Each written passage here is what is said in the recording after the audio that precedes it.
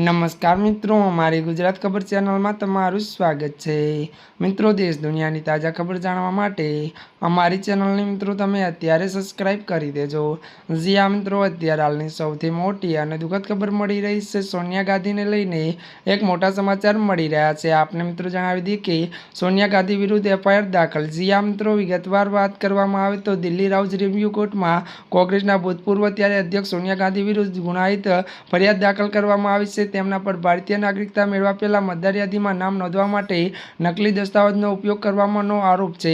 વધુ મળતી વિગતો અનુસાર મિત્રો જણાવી દઈએ કે ત્યારે મિત્રો વાત કરીએ તો વકીલ વિકાસ ત્રિપાઠીએ દાખલ કરેલી અરજી મુજબ 1980માં તેમનું નામ મતદાર યાદીમાં હતું, જ્યારે તેઓ 1983માં ત્યારે ભારતીય નાગરિક બન્યા। વધુ વાત કરવામાં આવે તો કોર્ટે ત્યારે 10 સપ્ટેમ્બર આગામી સુનવાઈ નક્કી કરી છે।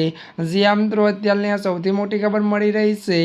ત્યારે મિત્રો આજના માટે બસ આટલું જ। અમારી ચેનલમાં નવા હોય તો અમારી ચેનલને મિત્રો લાઇક, શેર અને સબસ્ક્રાઈબ કરી દેજો। ધન્યવાદ।